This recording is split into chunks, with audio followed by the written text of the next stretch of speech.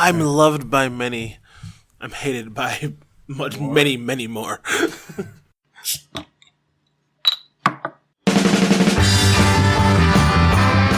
Hey everyone, welcome to another episode of Your Brain on Hops. Psyched to have you here. We're going to be going through the brewery bracket that we've been posting about recently on our social media, Instagram and Facebook. If you're not following us yet, go check it out. It's Brain on Hops on Instagram, and then just search for Your Brain on Hops on Facebook and you'll find us. Pretty exciting. We've been going through some Buffalo and general Western New York breweries. But I'm going to kick it over to Tim, and he's kind of the brainchild of this whole brewery bracket that we've been doing for March Madness, well, March/April Madness.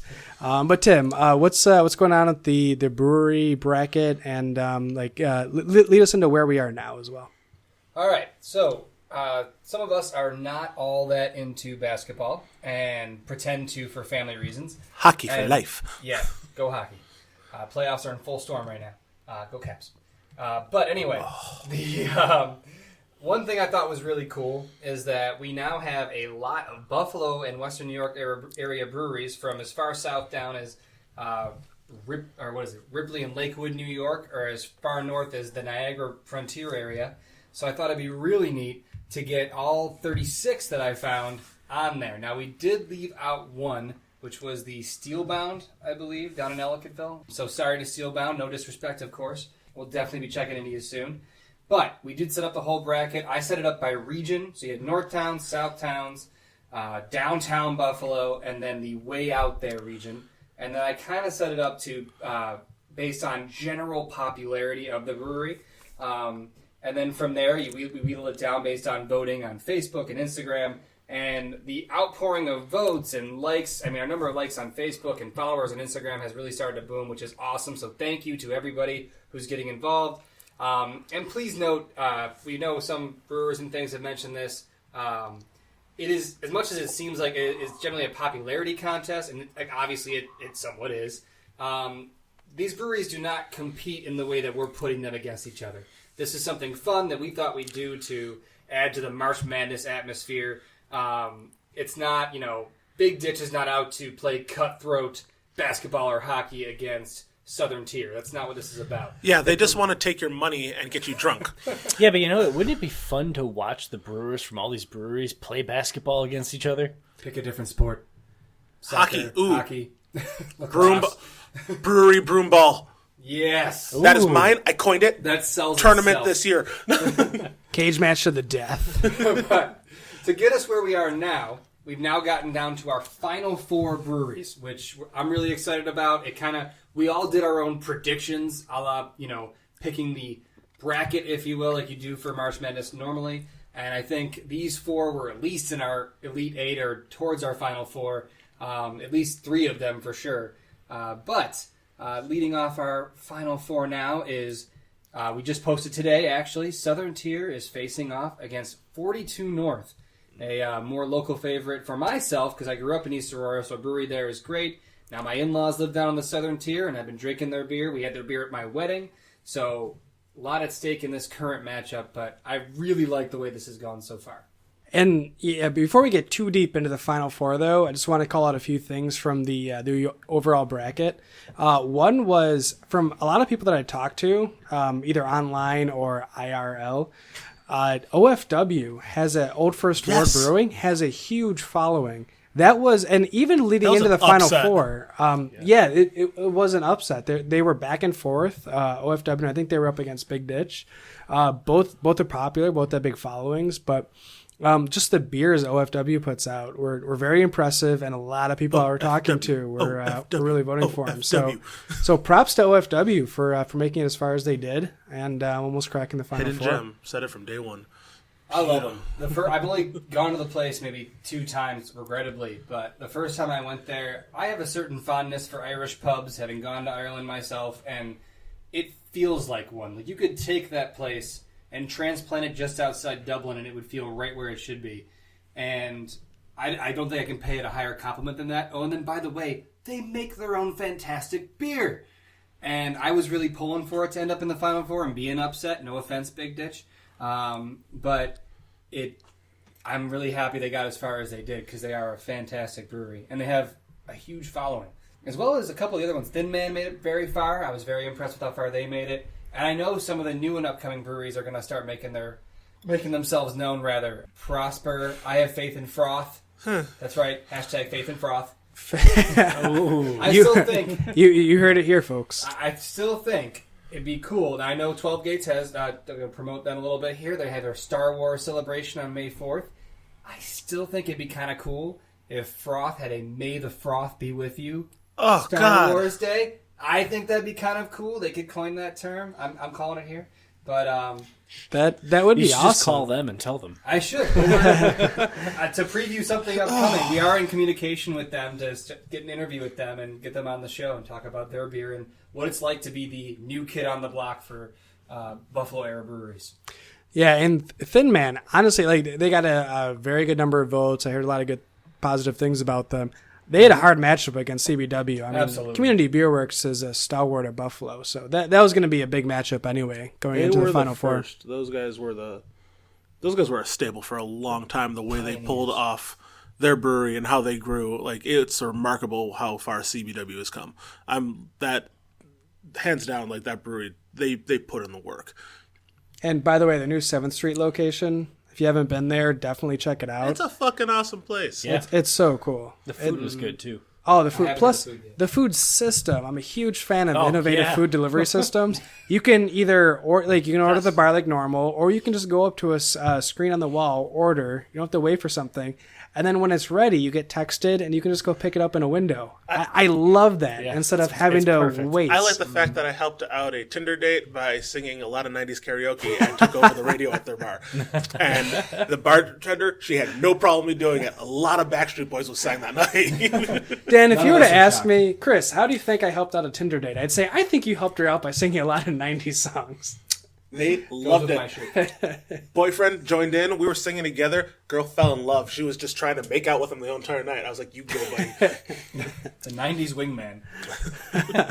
Another brewery, not to be outdone, that did very well was New York Beer Project out in Lockport. And also, I passed by their new location yesterday. Unfortunately, I was with my parents, and we were on the way back to the Western New York area from being out in Canandaigua. I completely forgot they opened out a location out there. It looks nice from the outside. Hopefully, we'll check it out sometime when you're out. If you're out in the Finger Lakes, that's a new location. But their beer is very good, and their brunch is also fantastic. They definitely had my votes because I've gone there many a time after work because it's literally around the corner from where I work. Like a 5-minute drive. And how many breweries are a 5-minute drive from where you work, Alex? One. Okay, yeah. Yes. That's an okay amount. I have one It's now. all right. Shout out to Prosper Brewing in North Tonawanda. Gonna check you out soon. And the new location for Woodcock Brothers is also in North Tonawanda. So those Right are next all- to where I work. Right. Son of a bitch. There's a lot happening up I will there. be there and tomorrow. in Summit Mall, I think there's a brewery going in as well, which was recently announced past couple of weeks. So the Northtown area in Tonawanda, things are going pretty well up there. Mm-hmm. All right, Tim. Sorry, I rudely interrupted you about the Final Four, but if you could quickly recap the Final Four that we have set up. All right, so we have Southern Tier coming out of the Way Out There bracket. They had to bust through Live Edge Brewing, which I have not tried myself. So unfortunately they were Southern Tier shut them out, 22-0. Then we had Southern Tier facing off against 5 and 20, which didn't do well against Southern Tier, and I would say that's mostly because Southern Tier has been around a lot longer. Their beer is more widely known. I mean, most people have had Pumpkin, if not a 2X or a New School IPA from them. Also, 5 and 20 is a jack of all trades. Yes. I mean, they have a lot going on at that location anyway, whether as far as wine and location. liquor, and Don't they do cider as well? I think they do. Yeah, Their whiskey is very good also. Not beer. not jack of all alcohols. Yes. But on this show, we drink beer. Beautifully said. I'm drinking scotch. You asshole. He's He's also a liar as he finishes his beer. Pathological liar. You know, you can't trust me right Put now. this in there. Now, 42 had to face off against Rusty Nickel, who had a huge following in the early parts of this bracket, but then just couldn't handle the heat that comes out of 42, as they then took on Flying Bison and beat them handily, 45-18. So now that is what leads us into the matchup that's posted today, Southern Tier against 42, which, of course, by the time you hear this, it'll probably be over. Currently, Southern Tier, 42 has a sizable lead, but that obviously can change over the course of the next day. And then on the other side of the bracket, real quick, is none other than Big Ditch against CBW. I am hugely curious as to how that's going to end. What do you guys think?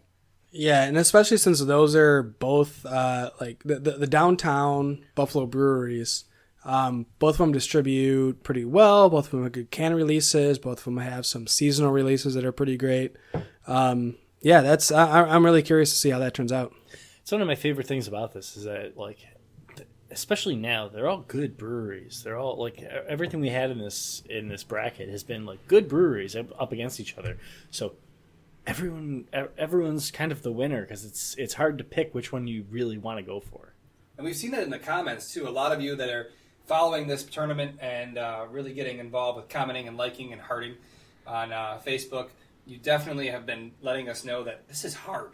They're not easy choices. It's a regular Sophie's Choice every time you look at our Facebook.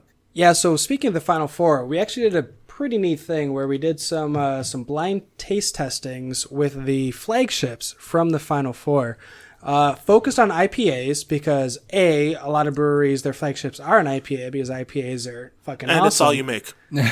That is very untrue. I've had a lot of great there's a lot sours of different beers. Yeah. That's a bold-faced lie. I'm a liar, remember? That's right. We will swipe left on that. So speaking of the tasting, we did it just prior to the recording, so we were all appropriately shit-faced for these talks. Yay! But Alex, Only maybe you could bringing talk you about the best contest we possibly can. Alex, if you could talk about the idea of the blind tasting, how this was set up, and some of the benefits that come out of blind tastings. Yeah. So the tasting we did was Southern Tier's IPA, Big Ditch Hayburner, 42 North Borderland, and that IPA from CBW. And the way that we did it was I poured all of the beers into tasting glasses, and then we had Chris actually dish them out, not knowing which one was which, but giving us a completely different order than the order that I poured them in. So that I didn't know what I was drinking, he didn't know what he was drinking, and no one else was even involved in the process, so they had no idea either. The cool thing about doing a blind tasting like this is that it allows you to take names off the board. It allows you to take perception of breweries off the board and just enjoy the beverage for what it is. And it allows you to pick out which one you just enjoy more. And I think, we kind of all had a bit of a common favorite, which ended up being Hayburner. But it gives you that opportunity to take that perception out and just figure out what you actually like. So when you go to the store, you can say, oh, yeah, I did that blind tasting, and I liked Hayburner better than Southern Tier IPA. So, yeah, I'm going to get a 6-pack of that instead of a 6-pack of Southern Tier.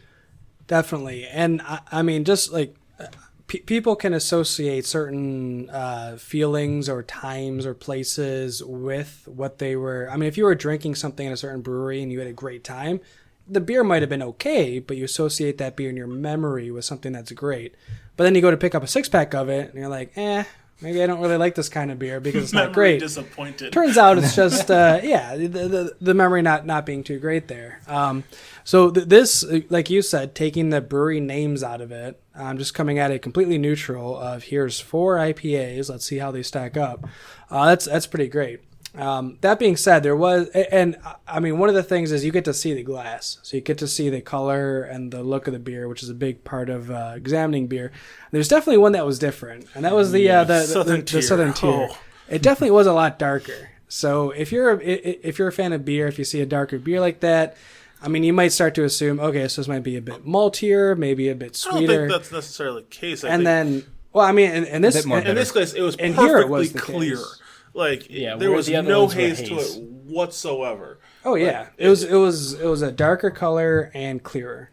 It definitely was different than the other ones. Yeah, it definitely stood out among the 4. But we also want to point out that Southern Tier is the only one that was also in a bottle. Right. Like That is true, light yeah. degrades beer. And you'll see a lot of brewers are no longer doing bottling as much because the cans do end up preserving it a little bit better. So it actually one was because it's actually right there in front of me. Data bottling, ooh, not good. Okay, so we might have to go back and revisit because this is now askew to me.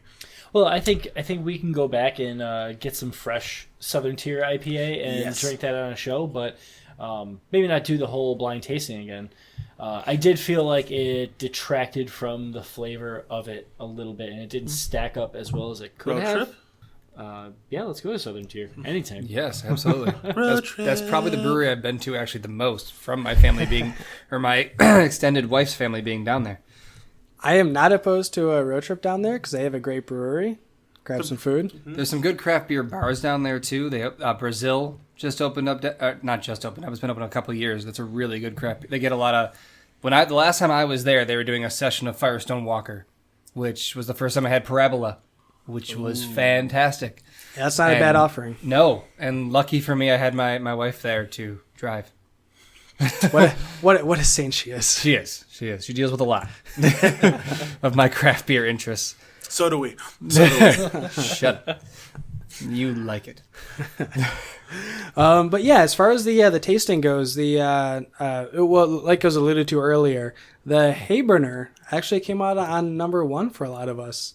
All of us, I think. Yeah, for me at least, it was a combination of it had a lot of the notes that I like when I'm going to be drinking some IPAs, like those the citrus or like pineapple notes you get from some of the hops that are used in a lot of IPAs nowadays. It is very smooth, almost a bit of creaminess to it as well, which is nice. Some IPAs come off as a bit abrasive, which can be great, but not necessarily something that I'd want from a top IPA or something I'll be drinking a bunch. Right. But You gotta, for you me, gotta at be looking least, for that flavor. exactly, yeah, yeah. So that's some of the reasons that it worked out for me. And honestly, it was kind of cool to check out because at work, and shout out to the crew that I work with. When we've gone out to happy hour, a lot of times Hayburner will be on tap or will be a happy hour special, so we'll grab those. And 3 or 4 pints of Hayburner in, and shit gets weird. I mean, we've had some IPAs before, and you're drinking, but nothing weird happens. But you get a lot of Hayburner, and girls start falling off of stools. Guys start throwing glasses around. It's I'm not kidding. Shit gets weird. So props to Hayburner. If you're in for an interesting night, just start pounding those. Yeah, 7.2%. There you go. Yeah, I have to say, Big Ditch came out on top for me, but I do like that looking at my own bracket that I drew out, I had Big Ditch facing off against 42, and their Borderland from 42 was actually what came in second for me, as it's good. They're all good, all 4 of those, but it was, to me, it just stood out more than that IPA or the Southern Tier IPA. I think it's really cute how you have your bracket open in front of you. I had to check my notes. I was like, I wonder how accurate I was in the final 4, and I was right. Southern Tier, 42, CBW, Big Ditch. So I believe I was I'm patting off by myself 1. on the back. Did you say Thin Man? Someone had Thin Man in their final 4. I had New York Beer Project up there. Oh. Sorry. Yeah, it's all good. They made it pretty far. Yeah. And I still Rightfully love their so. beer, so. Oh, yeah. And that's the thing. That's what I like about we've said this numerous times. They're all good. Mm-hmm. I don't think there's one that ended up in the Elite 8 or even the Sweet 16 that I could look at and go, yeah, I have no idea why EBC's there. Of course we know. Their beer is really good. Like, there's not much that I can look at in that end of the bracket that I would say they don't deserve to be there. So, speaking of really good, I'm enjoying the beer that we're having right now. Yeah. Which is another one from Southern Tier, Mango Crush, Session Sour Ale. It's growing on me. Like, I Tim liked a fruit. Tim liked a fruit. Oh, no! Wait. Yep. I want to still have breathing. some of this during the summer. Yeah. I think this would be great outside. I'm going By to a counteract pool, that. playing Can Jam. I don't know if it's there's something about the way it finishes that I'm not a fan of. I like the mango forward, but I'm actually a bigger fan of the Swipe Light. I'd rather have that during the summer. That was actually really good for a light beer. Well, I agree. I think they're 2 completely different beers. They're Yes. both lighter, but I mean, like, that's the sour So with fruit. Interestingly, the Swipe Light is 4% ABV. The Mango is also 4%. One's an IPA, one's a sour. So the fact that there's two completely different styles of beer that are both the exact same ABV, that's kind of interesting that they can get that going. Personally, I didn't get IPA out of that. I got hoppy. But I got some hops out of it, but it didn't come across as an IPA. it's better than a Michelob Ultra. That's not saying much. MGD 55. Okay, a lot of things are better than a Michelob Ultra. I'm Select just saying, 50. if I'm gonna Michelob drink- cucumber. Sorry, Okay, select. if I'm gonna drink a light beer and I want something for a hot summer day, I'd rather drink a Southern Tier Swipe Light than a Michelob Ultra, and I sure as shit want to drink it better than a Citra Blue. Okay, Well, of course. I mean, that's hands down. Duh. Or if you're health conscious, Mango Crush doesn't say how many calories it is. yeah, see, tell me my Swipe calorie light. count. 'cause Honestly, marketing wise, that's don't what drink STBC calories. was going for. You don't Yeah. get into craft beer with the notion of counting your calories. Okay, let's So be honest here. 110 calories. That's the reason why I'm such a fat ass.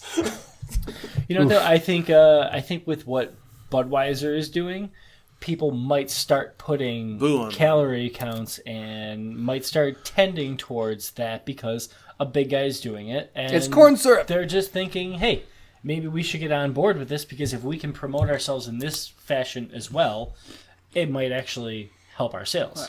Yeah, it honestly, it's not a bad idea if you have one beer doing that. Well, like one or two. So Southern Tier, they have I don't know, 6 to 8 standard annual beers that they produce year round. They have a few a bunch of seasonal that they do. If they do one or two where they focus on the calories and like it's a health beer or like, I mean, honestly, that's a very marketable kick right now. It'd be unwise not to have one or two products aimed towards that category, especially the way it's growing and the fact that that is an affluent section of the market. So if you can make more money by selling that kind of beer and then go ahead and use that money to create some really neat stuff that you're excited about, like buy some casks that you wouldn't be able to otherwise afford at the brewery if you didn't do that, that'd be pretty great. So when it comes to brewery management, I mean, if a brewery is going to do one or two of those and then use that money to create some pretty awesome beer on the side, I'm all for it. I withdraw my previous objections. I would be mango crushing. It's delicious. Was this I your am in first taste? shock. I am in pure shock. I hadn't had it before, but it's tasty and I like it. So cheers, Southern Tier, you've done it. Ladies and gentlemen, we have found a fruit beer that Tim likes. Oh god. A sour fruit tropical beer. I never thought I'd see the day. I'm so proud of him. It's like Mikey, he likes it moment. So switching topics a bit, another thing I wanted to talk about tonight is, especially with these local breweries and the Final Four that we have here tonight, a big trend has been to create a series of beers, whether it's IPAs, a whole mix of beers, different beers, things like that. The whole series idea is pretty neat, whether it's altering one thing like a hop or creating different varieties. It's pretty cool. And actually, one of the most popular series that's come out has been the Preemption series from 42 North. And they recently released a new one, which Dan was actually kind enough to bring for us. So Dan, if you could talk about the new beer from 42 that you brought over. The new beer. So they released their Lodgestone as well as the Hopography number 1 in their series. We are drinking right now the Lodgestone. And it's a New England IPA, which I'm seeing a lot of out of 42 North. They are definitely trying to up that game and trying to narrow down the flavors that everyone seems to really enjoy right now. This one is got some notes of vanilla, berry, as well as oaked and oak chips, which, I mean, from their last oaked beer that I had, which is still my favorite beer that 42 North does to this day. So good. It's so fucking good, which is the Borderland White Oak. I had really high hopes for this, and it is actually really good. I mean, I just shared it with you guys, so Alex, I mean, what do you think? Besides the vanilla and all that you were saying, I'm getting a lot of melon. This is delicious. I mean, I wish I had a whole can for myself. So, unfortunately for Greedy me, bastard. out of their 2 releases, I can only drink one of the cans, not being said, like, and not because of quality. It's literally because I've recently discovered I'm actually allergic to one of the yeast strains, and literally my throat starts to close up. So I actually handed it off to these guys to try it out later and post about it. So I shared this one because I could actually partake in it, because I don't want to die live on air. We don't want that either. It would make for a great show. Quite frankly, we don't have the insurance coverage for something like that. Yeah. Do we have any? We have an excellent benefits package. We just haven't told you, Tim. Oh, all right. Damn. Dude, come on. We also have I've stock heard nothing of options, this. but nobody knows yet. Nobody knows that we have stock. Don't worry, Tim. The like insurance it's only a package penny. kicks in after 15 months. Oh, 15 months. All right. Yeah, Cool. yeah. You only got 12 more to go. Been around for at least 5. We said 12. When we pay dividends, we just cheers people. This would not pass the SEC. So, never know. An interesting point. I'm checking out the can now. So, the ABV is only 5.8%. Really? Which is great for steady drinking. So good for them. Also, the IBUs is 20. Which for an IPA, even a New England IPA, I'd expect it to be a little bit higher. And from the taste, I mean, it's nothing crazy. It's not a super hoppy beer. But still, I'm surprised that it's only 20. Like, that's what I expect to see for, I don't know, like some lagers, things like that. So that actually surprises me a bit. It doesn't surprise me based off of what else is in there. Being a New England style IPA, you're backloading a lot of the hops in the whirlpool to get a lot of that just the flavor and aroma out of them. You're dry hopping it a lot. None of that is really adding bitterness or IBUs. And on top of it, you have to take into part the tannins from the wood, which will also help balance out sweetness. So you have that on board with the bitterness coming from the hops. Cantaloupe and raspberries. Cantaloupe. It's Gross. For I shit. hate We were so close, folks. I'm so sorry. We got him on one fruit beer, and he apparently just there's another one. We'll convert him. We will get him there. I like the beer. Don't get me wrong. This is a very good beer. If just like Alex said, if I had 4 of these of my own, I would be crushing them. But I didn't want to think of cantaloupe because I find that stuff it's that nasty. melon characteristic that they do mention, and it is there in the beer, as well as there's the finish. You get a tartness that kind of like if you're eating raspberries. There's something in the back note of almost an acidity to it that is really bright and forward, and then you get the vanilla from the oak and everything that's going on in there. So it's kind of really well layered, I think. So the next of the Final Four series I wanted to mention, and I've had recently, it's actually a delicious beer. It's the Singularity series from CBW. They released a Galaxy version of it, which quite frankly is phenomenal. I mean, to be fair to them, like anything you make with Galaxy hops are just super great. Galaxy, delicious. It's my favorite hop. They are. It's Citra for life. It's a pretty rare hop, but I had the beer recently. It's on tap at their 7th Street location, and it's just so good. I mean, it's everything you wanted from a Galaxy beer. The Singularity series in general was pretty neat, so they'll switch out the hop. I mean, obviously from focusing on Galaxy, the past ones have focused on a different hop. They'll switch it out, but it's the same basic beer in terms of the series they're putting out, which is pretty neat. I remember being at CBW one time, and they actually had a duality that was 2 different hops, and it was in a cask. It's the only time I've ever seen that, though. So I don't know if it's a series that they do like just in house, but I do remember seeing that at one point too.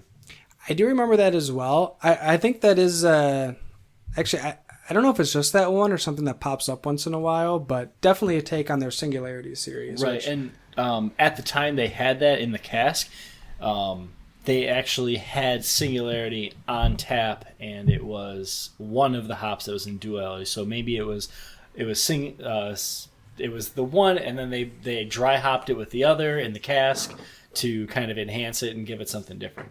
Nice. Well, I mean, if they want to expand a great series into something else, I'm not gonna argue with that. So good for them. And then Tim, before the show, you were talking about something from Southern Tier, the series that they had going on. Yeah, they have a Sciences Art collection, which going down to Lakewood, I tried a couple of those at the brewery, and the one that really stood out that I tried was the Battle in 4 Dimensions, which the name sounded cool enough, and then they poured it, and it had this reddish hue to it, and I was blown away because it said double IPA as the description, and I said, what double IPA would be red that isn't somehow sour based? And it's because they used well, yes, but there's no Irish herb to it. It's because, a la Dwight Schrute, there's beet juice in the brew. Now I remember this beer. To which, at first, I was initially really confused by it when I first took my first sip, and I thought, this is too weird for me to even enjoy. And I had gotten, the full pour, and I started like, I've never brought back a beer. I'll never be that guy, but I was like, I don't know. And then I took another sip, gave my wife a sip, and she thought it was weird. And then I took my third sip, and I said, wait a minute, this is really growing on me. I really enjoyed it. And I finished the entire glass without even a hesitation because it was really good. And that's kind of how a lot of the ones in this series from Southern Tier have been. I feel like maybe they're channeling their inner Dogfish Head here, which the random experimentation with this series, it's not so much as, like, a lot of these series seem to be like, let's make a better, fresher, galaxy-based, hoppy, or like fruity, citrusy IPA. Let's just really experiment here. And that's what they're doing with this Science is Art collection. And I really thought Battle in 4 Dimensions stood alone because I've never even eaten a beet.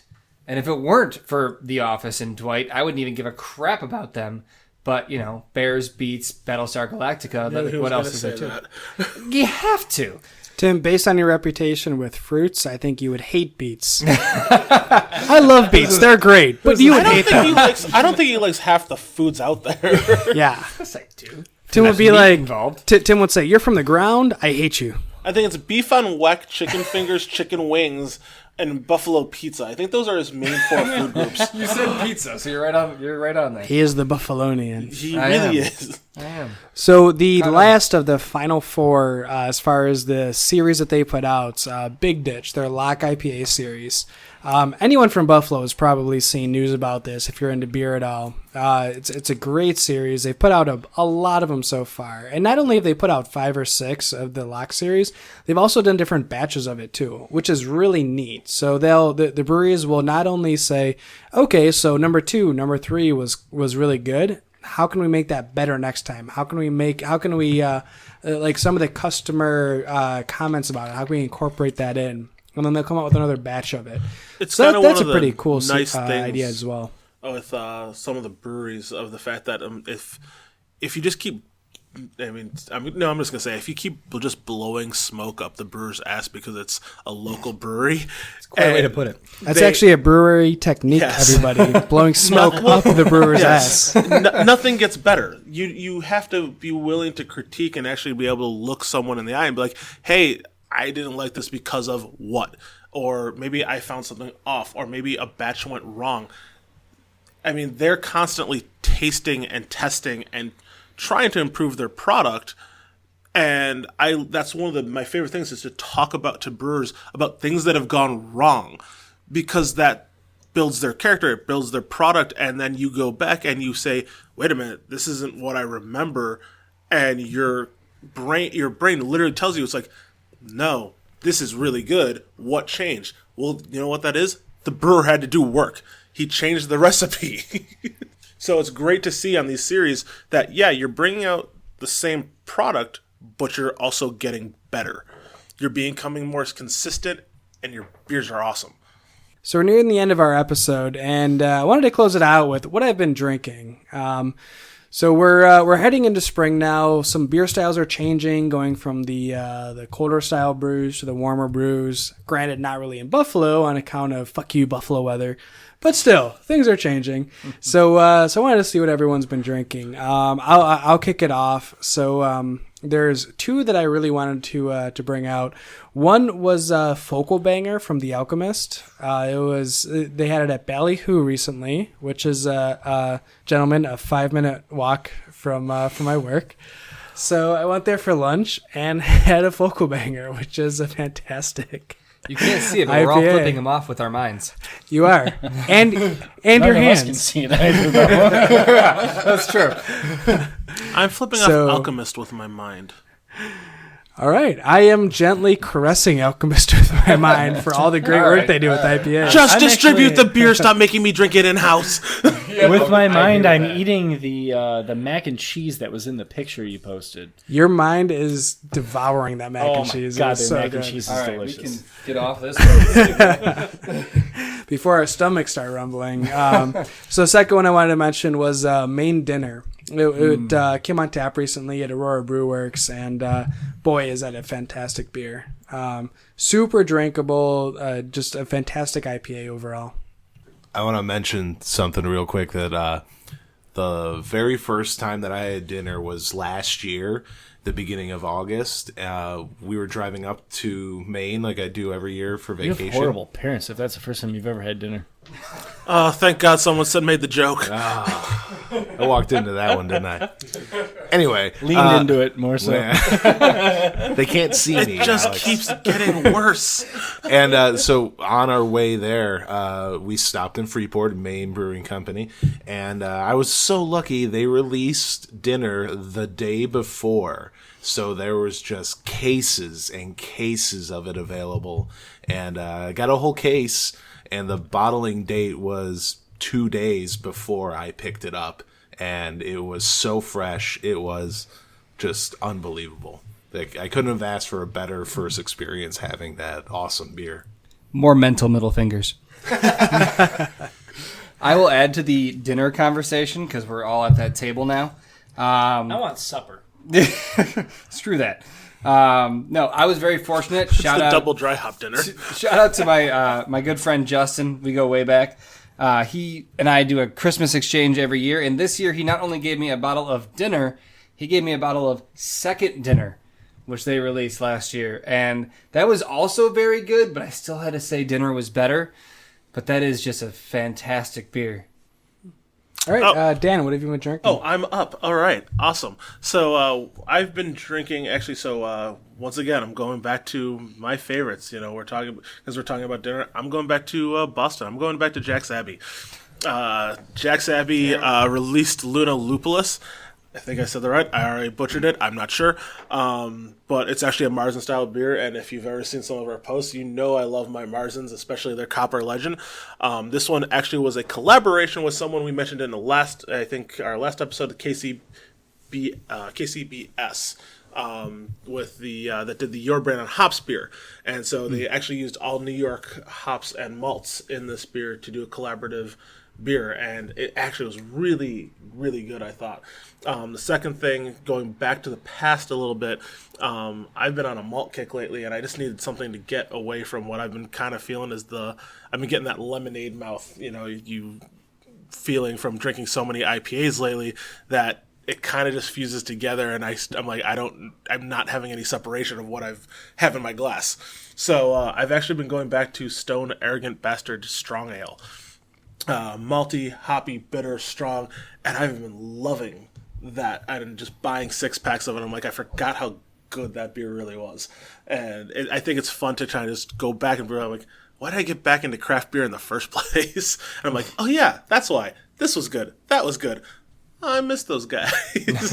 Buffalo's a good place to like that, too. I mean, with Thin Man making Arrogant Bastard. Yeah. Mm-hmm. Thank you, Thin Man, for bringing fresh Arrogant Bastard. It's so good fresh. It's so good fresh, and you know what? The best thing is, I found out where I work, one of my contractors, because they make it fresh, he's able to get a keg from them, and he's got it in nitro in his house, and he lives down the road from me. Yay. I am a happy boy. That is fantastic. Alex, what have you been drinking? Well, unlike Dan, I don't get the lemon mouth from IPAs, and my cousin Connor, who has been on the show before, if you want to check out that episode, it's all about the beers I'm going to be drinking, or that I've been drinking. Check out episode 20. It's called Trillium is Fluffy. They are fluffy. Yeah, very fluffy. I'm fluffy. So he just came back from Boston, and he brought me a whole bunch of Trillium, and Paddock's Island, Moon Island, Get me a cousin like that. Yeah, both Connor, IPAs. you're good people. And then their flagship beer is called Fort Point, and it's a pale ale. But to me, it drinks more like an IPA. And this was a Galaxy dry hopped version.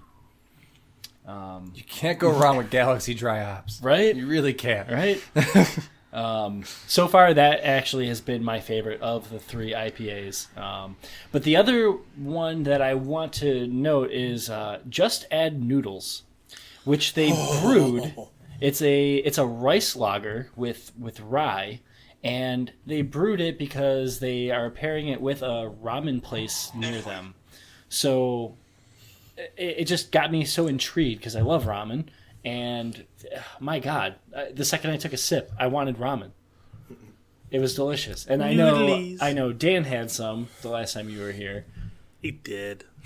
It's delicious. And Alex and I both agreed that I was supposed to actually cook bowls of ramen for him so while we drank this beer. I still have 2 cans of it left. So we will be doing that on a side little podcast of our own called Alex and Dan Eat Noodles. A lot of slurping noises. The tipping bowl? Sipping. No, there will be no tipping of this beer. No. Just the sound of chopsticks hitting porcelain and clinking of glasses. All right, Tim, what have you been drinking? Real quick, I've been drinking the inspired by a conversation that I partially had with Dan and the rest of you guys about going back to outside of the area craft beer that's still fantastic. I went out and grabbed some Chill Wave Double IPA from Great Lakes, which I'd had once and I really liked it, and I found it at a local establishment and grabbed a 4-pack and thought, what the heck, I'll try this again. It's great. It's super smooth. It's bitter. It's not the same. I mean, we've had a lot of New England style hazy IPAs, and not that it's super clear or anything, but it's definitely delicious, and I'm glad I had that. Not to mention, it goes down so smooth, and I still have plenty of bottles left in the fridge, so I will still be drinking that after we record this episode. Yeah, that's a trip down memory lane. I remember having some Chill Wave years ago, and that was an impressive IPA at the time. It was pretty big, too. I think it's like 7 or 8%, somewhere around there. Sure is.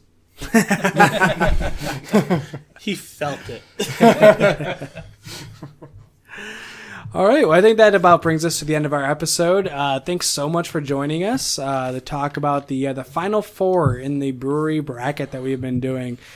We have Big Ditch and CBW, and then Southern Tier and 42 North. Fantastic breweries. Congrats all for making it into the Final Four.